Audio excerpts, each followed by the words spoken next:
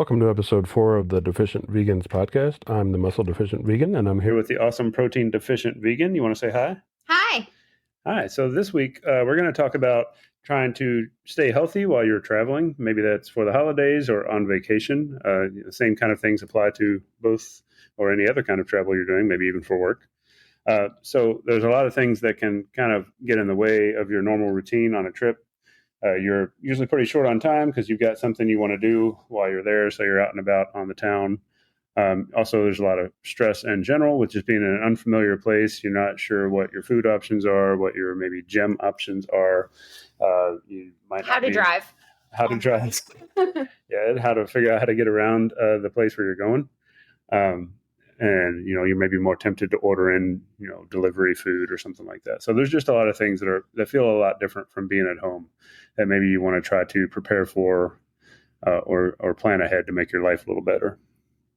So the first important thing is to try to stay hydrated on your trip. This might seem like a pretty basic thing, but, I've found at least when I'm traveling, it's a lot harder to remember to just drink water throughout the day, whether that's because I don't have like my normal water bottle with me or I'm not at home where I'm just used to going in the kitchen and getting water. It seems like it should be really easy, but it's just one of those things that really tends to slip. So you want to try to stay focused on that maybe a little more than normal. I like to use a hydrate bottle. So it's like a Bluetooth bottle, basically. It hooks up to your phone, tells you how much water you drink throughout the day. And it lights up at the bottom. Right. And you can make it rainbow lights. Yeah. What's your favorite color? The rainbow one. Oh. Yeah. And then everyone's like, why is your water bottle lighting up? And I'm like, the robots tell me when to drink. You got to listen to them. It is important to drink. They know best. Yeah. You could just get, a normal plastic water bottle too, but just remember to drink out of it. And make sure your bottle has stickers. Yeah, that part is important. Oh, and you could get like one of those filtered water bottles. And, if you don't want to buy a bunch of bottled water and you're somewhere you don't want to drink out of the tap. Ooh, Hydrate might actually have a sale right now too. Because Black Friday. Yeah. So, get your Hydrate bottles now, kids. Yeah, We're not sponsored because no one listens to us. There's a couple different kinds. The metal ones tend to keep the water colder. Oh, yeah. They keep it cold for like several hours. Yeah.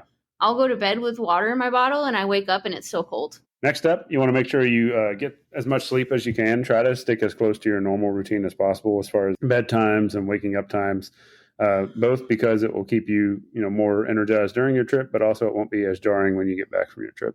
In a lot of cases, this won't be super possible because of time zone changes and activities you have going on and stuff, but it's a good idea to try to stick to it as close as you can. It can be pretty hard to fall asleep in a new place anyway. Unfamiliar lights and sounds and, obviously the bed being different and uncomfortable. A couple of things you can kind of do to mitigate a few of those issues. One, you can get one of those sleep eye masks. You can get them pretty cheap off of Amazon. It basically just turns every room into a dark room. Some places, even if they have like blackout curtains or whatever, they're not put up right and light seeps in, and light can be pretty disruptive to your sleep. Another one we like to do is basically use an app on our phone for sleep sounds or sleep stories or something along those lines, just to drown out all the little weird noises. Yeah, so we do thunder sounds. So literally anytime there's a storm, we almost fall asleep. We Pavloved ourselves into not being able to be awake during thunder sounds. Yeah, so you might want to pick a different sound if you're going to Seattle. Yeah, maybe like the beach. I don't know. Yeah. Or like weird womb sounds. I guess people like those. I don't think I've heard of that one. Yeah. What does a womb sound like? That's exactly it. Yeah, I think it's just like that. I remember from back when I was in. Also, if you're old like us, your back can get really fucked up just sleeping in a different bed for 8 hours. You can wake up not being able to walk. So we would recommend stretching or, bring Advil. Also bring a pillow. That's yours if you can, because most pillows suck ass. Next up, we want to talk about kind of food on the road. So not necessarily at the destination, but while you're on the way to the destination. I mean, this is a pretty short period of time, so it doesn't matter too much, but you want to try to make sure you start your trip off in a good headspace. So if you it's not always short. That's true. What if you're driving somewhere? Yeah. I mean, it could be pretty long. That's a good point. Could be a whole day. Could be a whole day. Could be 2 days there and back. Yeah. Well, you want to just make sure you don't start out the trip with a whole bunch of on the road junk food. And by the time you get to where you're going, you've just totally given up on any semblance of healthy food. So a couple of options that we like to do.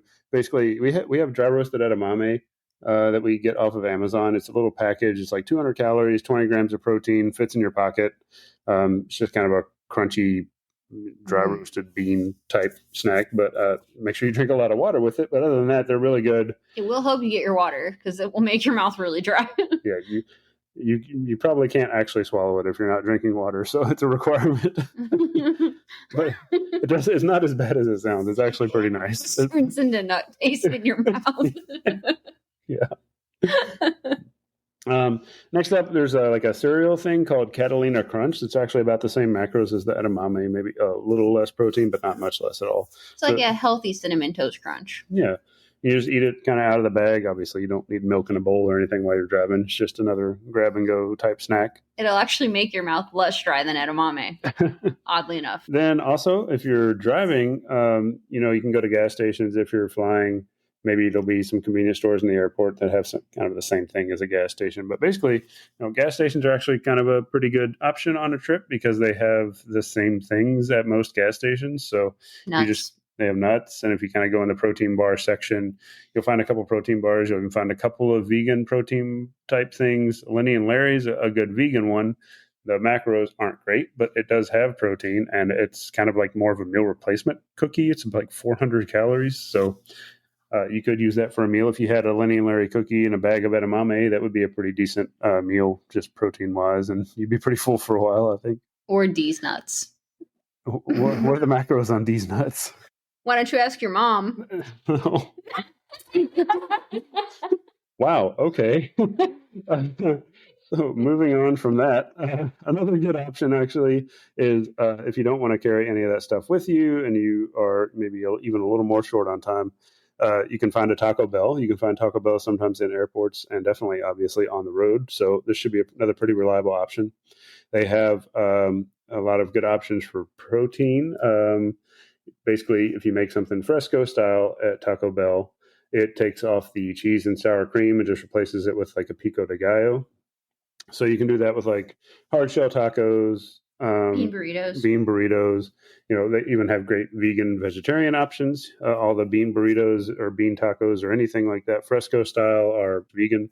The red sauce, all the little hot sauces, they're all vegan. So pretty good high protein option. Probably the best option you have for fast food, for clean, high protein food. So by far. Yeah. Next up, once you actually get to the destination, you're going to have to eat as well. So we recommend ahead of time, before you even go on your trip, you kind of research the local food options at the destination you're going to be going to.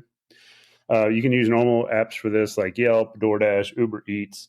That'll also give you an idea of what maybe you can get delivered or you're going to have to go pick up. And you can look through all the menus there and kind of at least have a few staples that you're going to see nearby that you can rely on for a meal that kind of fits your goals. Bonus, if you are vegan or vegetarian, we love using the app called Happy Cow. Happy Cow's the best. Yes. Life-changing.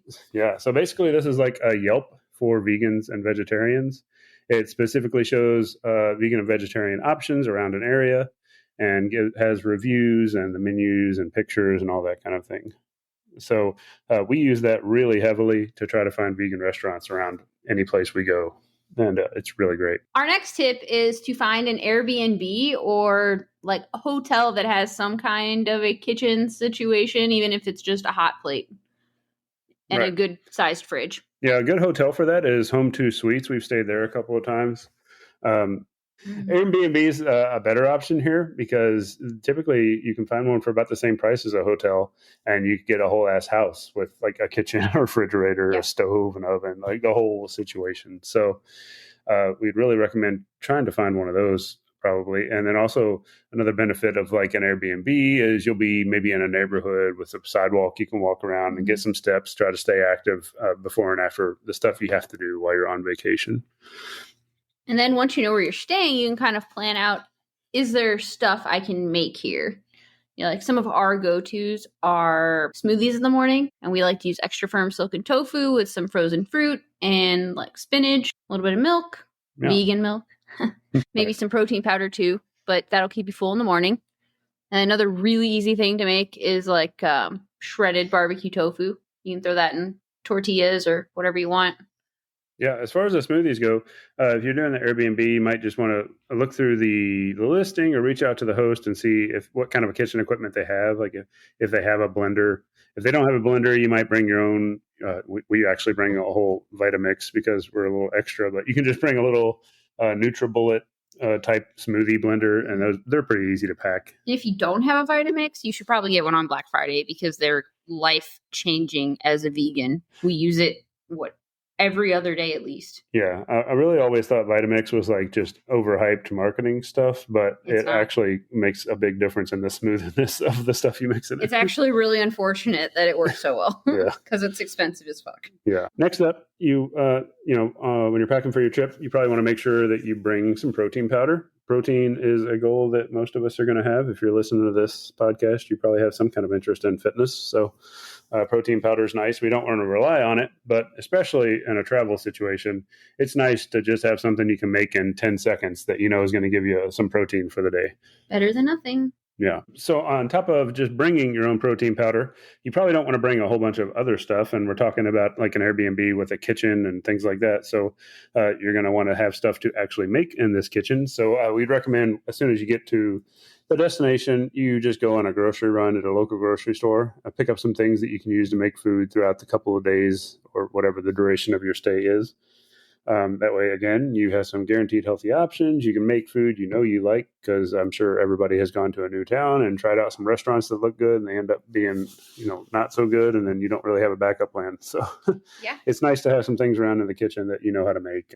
Okay, next up, we really like a Planet Fitness membership, especially the Planet Fitness Black membership. The benefit of that, even if you don't use Planet Fitness at home, or a lot of times Planet Fitness might not have some equipment that you need for like a whole, free weight workout or something like that. But a Black membership has the benefit of being $25 a month, and you have worldwide access to Planet Fitness, and Planet Fitness is like everywhere. So pretty much anywhere you stay, there's going to be a Planet Fitness within 10 minutes of you. And you can even just get the membership for the month that you're going to be on vacation and then drop it. They don't have any kind of contract thing or anything like that. So it's a really good place to just go and get some cardio, or even, you can do a really good weightlifting session in there. It might just not be some of the stuff that you're used to doing with like a free barbell. And they have the hydro massage. Oh, yeah. The Planet Fitness hydro massage is worth the membership alone. It's warm and you can play solitaire. Yeah. When's the last time you played solitaire that wasn't in a hydro massage bed? I've never won solitaire in a hydro massage bed. You're a loser. I win it every time. Okay, so that's pretty much the tips we have for travel.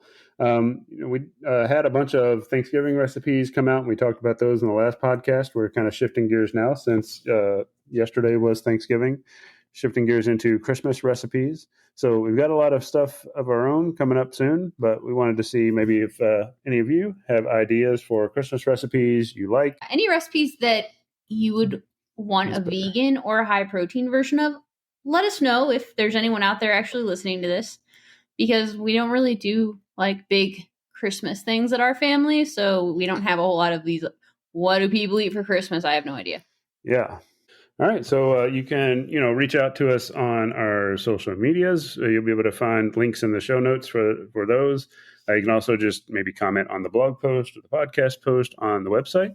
Any of those ways is equally fine with us, and we'll see it and we'll reply to you. All right. I think that's it for this week. Thanks for listening, and we will see you next week. You want to say bye? Bye. All right. Bye.